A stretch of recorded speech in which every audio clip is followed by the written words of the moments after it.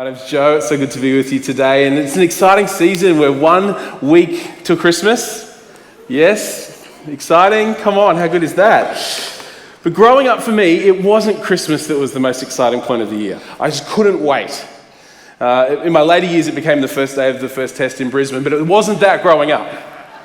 It was something even more obscure and obtuse that you might think, oh my goodness, really? That's what you looked forward to? But this was my life, so it's what it was.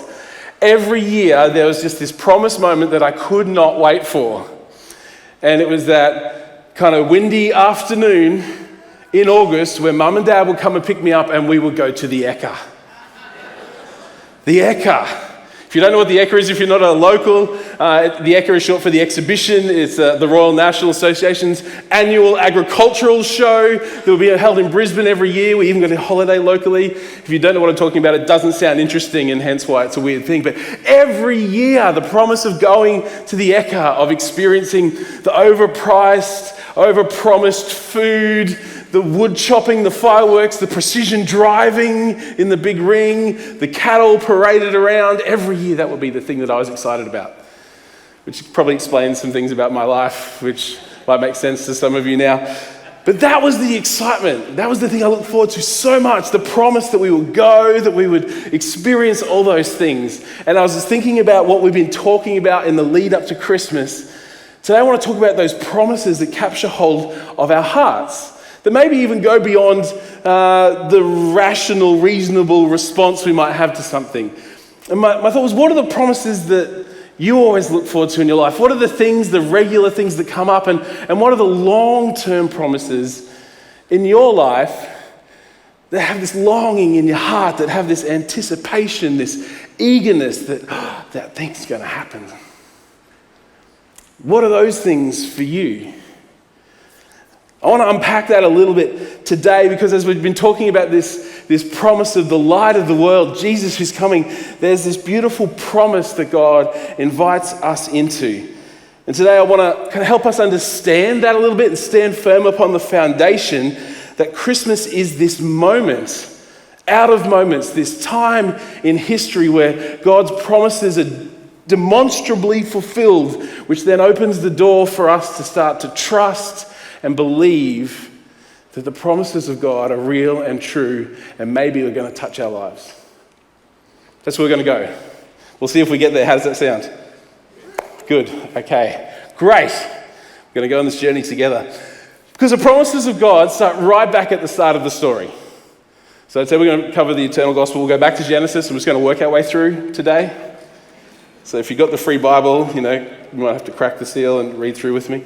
No, don't do that. Give it away to someone in your life who needs to hear the word of God. Today, we're talking about the promises of God that started right back in the beginning of the story. See, God not only creates everything we see around us, the world that we live in, he doesn't not only create that, but he places humanity at the center of his creation. The pinnacle, the most important part, because we're made in his image. And we're made to be in relationship with him. He crafts this place for us to be in, to reflect him, and to be co-workers with him in the midst of this. Yet, if you're familiar with the story, it all goes horribly wrong. Creation, humanity rebels against God. We step out of relationship. We reject his perfect love, his personal presence with us. We decide we can do things our way. And in the midst of that, God promises right then and there, I know that you've done the wrong thing, but I'm going to set everything right one day. And then right back in Genesis chapter 3, we get this promise that God is not going to leave us nor forsake us, but he's going to fix the mess that we've made of our lives. The first promise, the first pronouncement of the good news of God, as the deceiver has come in and drawn our attention away from God, God promises this in the presence of the man and the woman and the serpent. He says, I'll put enmity between you, deceiver, and this woman, and between you, your offspring, and her offspring. He, her offspring, will bruise your head, and you shall bruise his heel.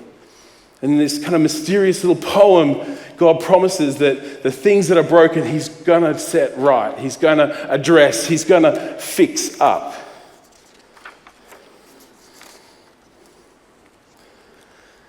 God's always desired to be in relationship with us, and when we step out of it, he's always working to draw us and make a way for us to come back into it. Anything that stands in the way of that, he's promising to remove. And he promised one would come who would make that possible. So you would think that then you just turn the page in Genesis and he fixes the problem and it's all over, but there's a long wait. There is a significantly long wait. We start to read through the story of the scriptures and we start to see God's plan unfold, and there's more promises made about God who will set everything right, and there's more mistakes made by humanity. He picks a people who will carry this promise into the world, and he says, you come and be my people and I will be your God. I will bless you. I will give you a place where you belong. I will be with you. All you have to do is just love me first. And if you've read the story, they choose not to. It's like, hang on. It's this checkered, rocky road that the people of God walk on, where their hearts are close for God, and then they're far away. They're fickle in their affections. They don't stay close to the one who loves them most. Sounds a little familiar, probably, to our own lives.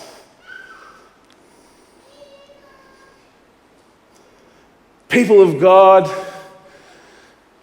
called by his name, walk in disobedience for him. They go through rejecting him and choosing their own king, not God as their king. They end up going through literally hell on earth. They're subjugated by foreign powers. They're conquered. They're put into slavery time and time and time again. They find themselves in captivity, taken away from the promised land that God blessed them with, the promises of God.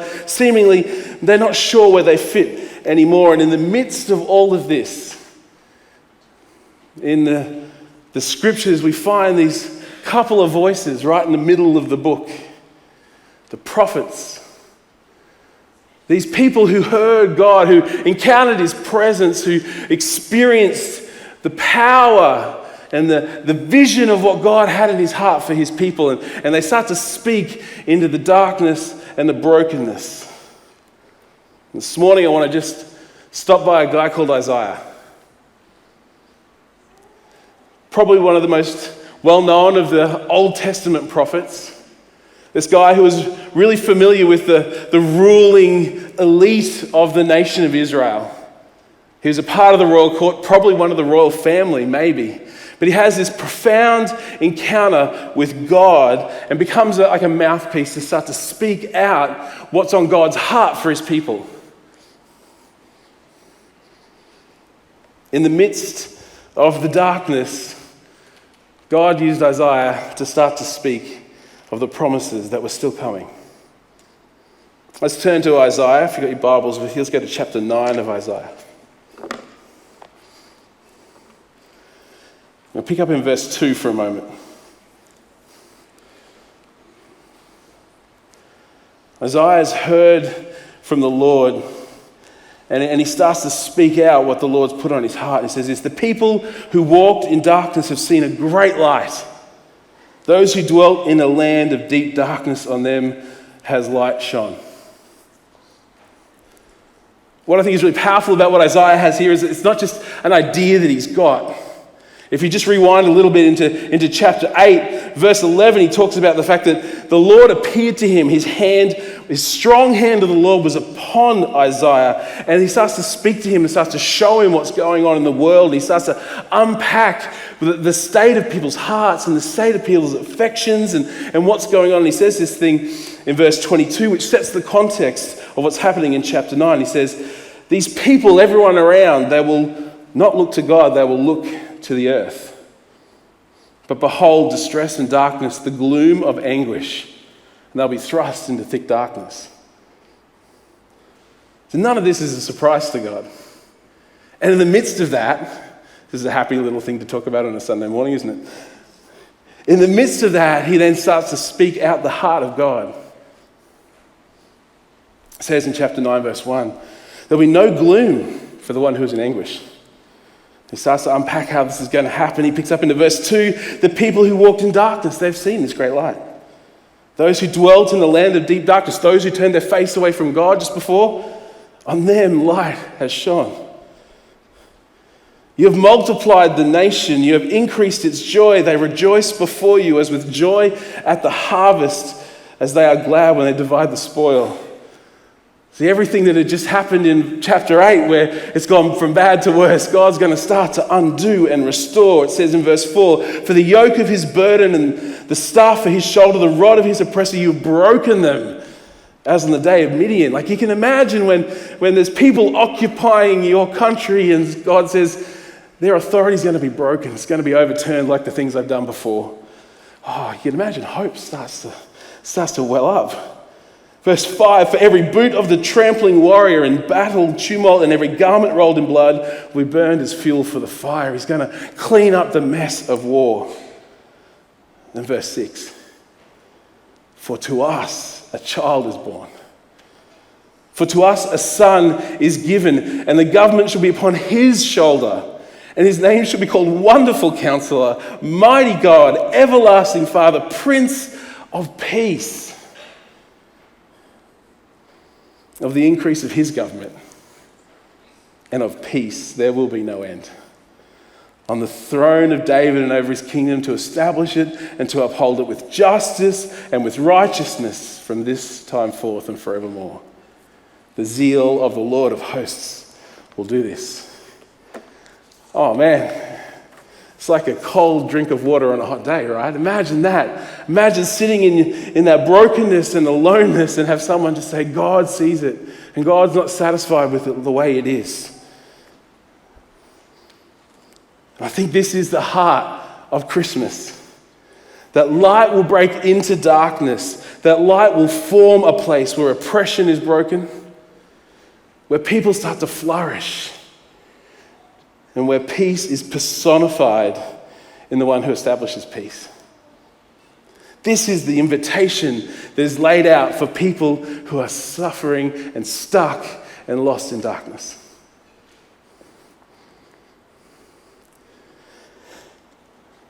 So depending on your perspective, these words are written any number of centuries before the birth of Jesus. God has spoken. He's laid out the promise. The challenge has been, always, and continues to be, do we have eyes to see the promise of God in the way that he gives it? Do we have eyes to see what it is he's doing and how he wants to work in our lives and to our lives? See, the timing for Jesus' birth is absolutely perfect. God planned it absolutely perfectly, where the world was just the right amount of connected, where people could travel with this good news, that the setting for God's promise was right when light needed to shine, when it could be communicated, when the promises of God were right for the picking. God steps in, he sends himself, he puts himself in this world, to a world in need, a world with oppression everywhere, a world with devastating taxation, with slavery, with hostile occupation, with sickness and suffering, with war all around, with persecution happening. There was the need for the promise and for something to change. So God steps in right at the right moment. He comes as a baby. A child, supposed to be the wonderful counselor, but he's a newborn, vulnerable baby. Supposed to be mighty God, but he's born in a stable. If you caught the midweek devotion on Wednesday morning, Pastor Ian talked about the paradox of Christmas, and this is the paradox of Christmas, right? The promised one of God comes, and yet it doesn't look like everyone expected it to look. Surely there would be some kind of amazing fireworks display like at the Ekka. Maybe there'd be some massive celebration like we're going to see in the year ahead as a king is crowned. Maybe there'd be something massive. He said he's going to set everything right, but he takes thousands of years to do it. Why? He's going to be ruler of all, but he's born to a teenage girl in the backwaters of occupied territory thousands of years ago. This is the paradox of how God works. But when we take God at his word, we have eyes to see his promise. What are the promises that God's speaking to you about?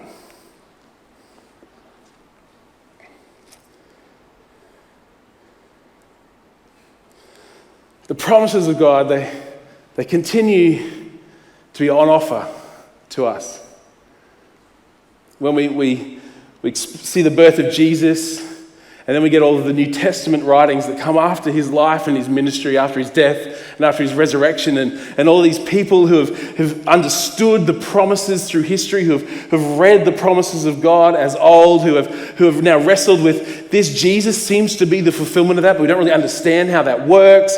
This writer Paul in the New Testament starts to wrestle with what it looks like to sit with all of this. And he says this in Romans 8, he kind of unpacks it all, but the bit that's kind of in the middle of it that really captures my attention, that kind of expresses it well, I think, is he says in Romans 8 verse 22 that we know that the whole creation has been groaning together in the pains of childbirth until now. He's talking about until Jesus has come and the Spirit has been given, that Jesus has done what he's come to do. It's like there's this anticipation like waiting on a baby. Like it's been painful and it's wrestling and it's like this groaning that we can't even put into words, but there's this eager anticipation that something's coming that's going to change everything. That maybe God is going to set everything right.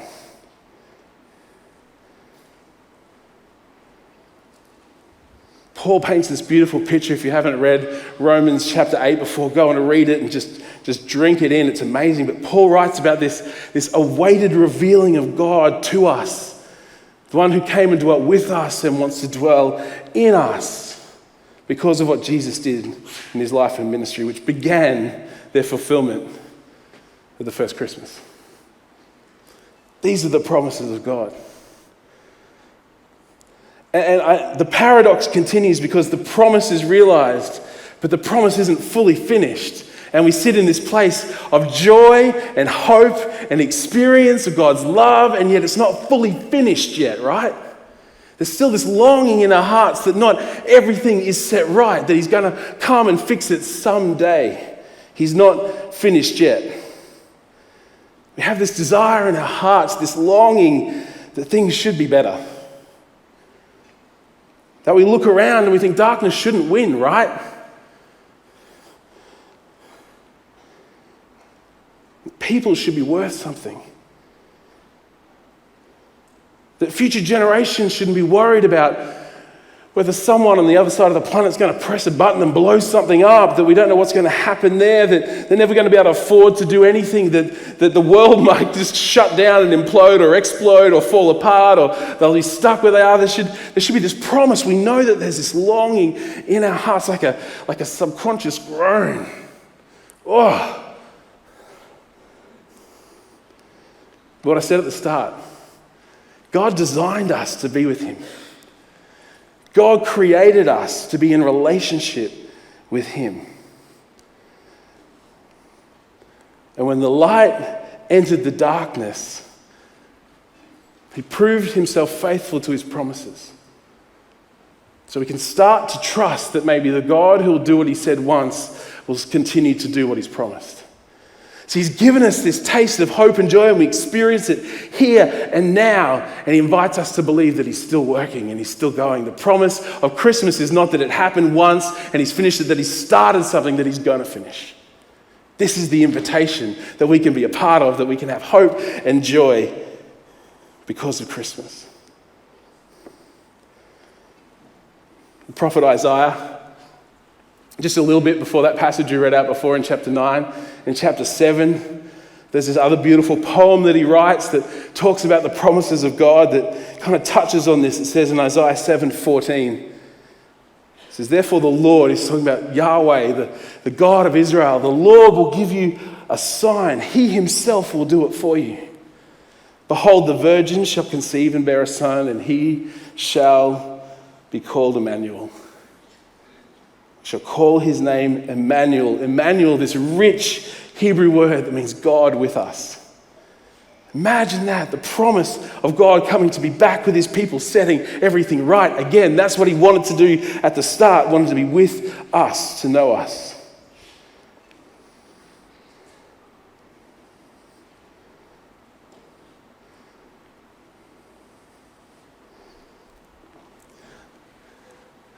Isaiah promised it. Back in Genesis 3, God promised it. Paul wraps it up again in another letter that he wrote to the Corinthians. He says this in 2 Corinthians chapter 4. For God, who said, let light shine in the darkness, has shone in our hearts to give us the light of the knowledge of the glory of God in the face of Jesus Christ. I love that, the promised light. The light is Jesus. And the light of God lets us see Jesus. Again, it's this beautiful paradox. He is the light and he gives us light. That this is what God does. This is his promise. Like John said a few weeks ago, like the moon reflecting the sun. It's not the light of our lives, but it's God's light in us and reflecting off us that actually lets us see what God is doing, that we can see God, then others will see and experience God as well. But why is this important? Why does this matter? Well, on December 18, 2022, a week before Christmas, this time next week, you'll probably be finishing up a service here and heading home for a meal or to someone's house, a loved one or a close friend or a family member. It matters because God's not finished setting everything right. It matters because in our lived experience, God's promises still hold true. What he started, he's going to finish. He said, I will break darkness and I will restore light. I will be the one who sets everything right.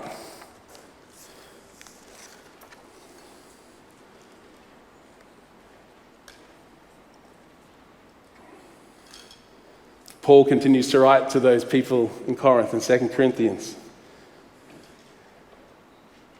This setting right thing that God's doing, this promise of God that exists for each one of us who calls him Lord. He writes this, all this new creation thing is from God, who through Christ reconciled us to himself and has given us this ministry of reconciliation. What is that? Well, that is, in Christ, God was reconciling the world to himself. He was restoring everyone to him. He was bringing everything right. Not counting their trespasses, their sins against them. This is what God does. And he entrusts to those who follow him, us, this message of reconciliation. That's why the lights come at Christmas. He created us to be with him, and rebellion and disobedience, sin broke that. Darkness is the result, but God came. Light stepped into darkness to bring us back to him, the light.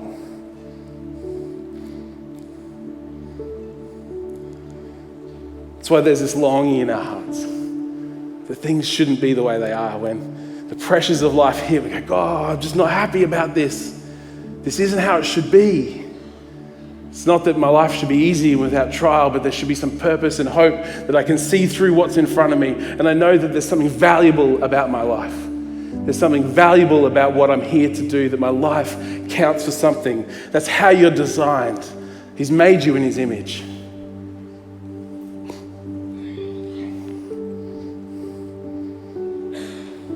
If you were here at the extravaganza over the past few days, hopefully you saw there was this big sign right out the front. If you weren't here, you might have seen it on our website. It just says, Jesus, who you say he is makes all the difference. When the light stepped in, invites us to respond. Who do you say Jesus is? Is Jesus the light of your life? Is he the one who sets everything right? Is he just a concept that you've heard of? Is it something that you were taught about at school, but you haven't ever really thought about him as a real person who wants to step in and bring light into the dark places? Is he the one who brings you hope? Because if there's a longing in your heart that things should be different, then who you say Jesus is makes all the difference.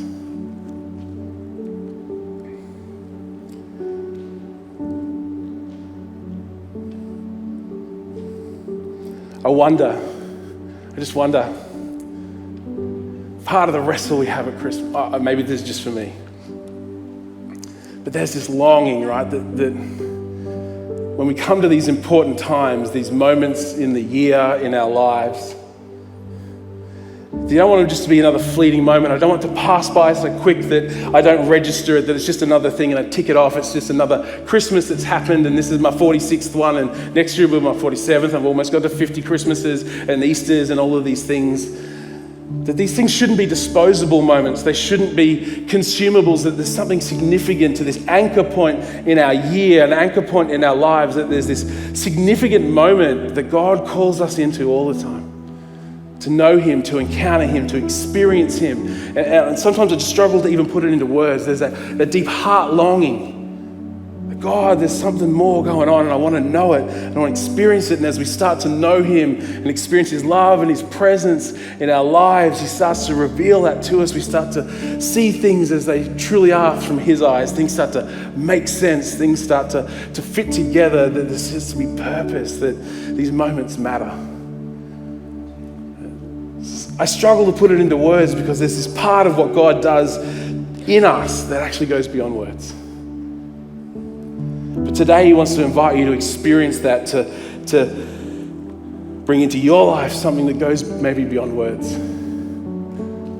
We use this language we've got to describe it, about salvation or freedom or peace or joy, but it goes beyond this peace that goes beyond any understanding. This joy inexpressible that we have when Jesus is the Lord of our life, the light of the world.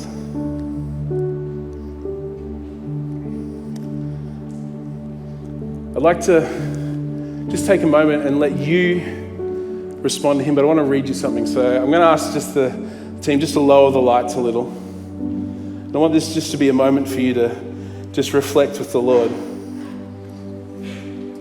As I was praying, the Lord just reminded me of this section of a book by C.S. Lewis called The Weight of Glory. And I think for me it just sums up this promise that God gives us that goes beyond words.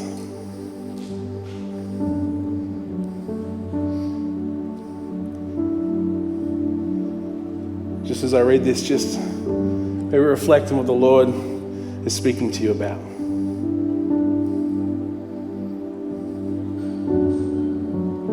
Lewis writes, in speaking of this desire for this far-off country, this longing for a place we haven't been, this thing that we find in ourselves even right now, there's a certain shyness. He says, I'm almost committing an indecency. I'm trying to kind of rip open an inconsolable secret in each one of us. There's a secret which is so intense in its longing, it almost hurts in its goodness, that we give it names like it's just being romantic or nostalgic, or it's just like a passionate adolescent. But it's actually a secret which pierces with such sweetness that when we start to talk about it, or even when we start to think it's going to come up in conversation, we get awkward. We kind of laugh at ourselves. It's a secret we cannot hide and a secret we cannot tell, but we desire to do both.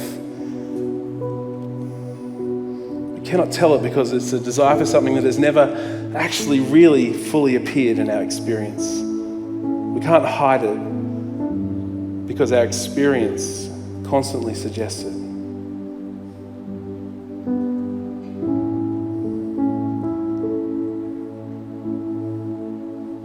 These experiences, these things that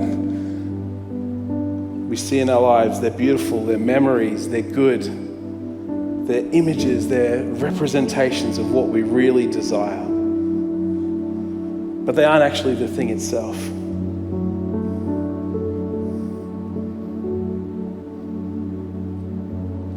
If we mistake them for the thing itself, we miss the point. We turn them into idols. For the things that we've experienced and the things that we have around us are not the thing, the one himself. They're only the scent of a flower we haven't yet found, the echo of a tune that we have not heard. It is the news from a country we have never yet visited. This is the longing of Christmas. That we've tasted and we've seen, but there's something more, that the promise of God is still to be fulfilled. He's not finished yet, and we've tasted and we've seen, and the songs point towards it, but the songs are not it. And the word points towards it, but the word is not it, it is him. And my prayer today is that if you don't know him, and that longing in your heart is stirred up in this moment, that is the Lord Jesus inviting you to know him. And if you've been apart from him, and it's been a long wait for hope and joy, today is an opportunity to find that hope and that joy again, that longing of your heart. And if you know him and you walk close to him, today is the opportunity for hope to be renewed, refreshed, revived and restored, because joy has come in the light of God.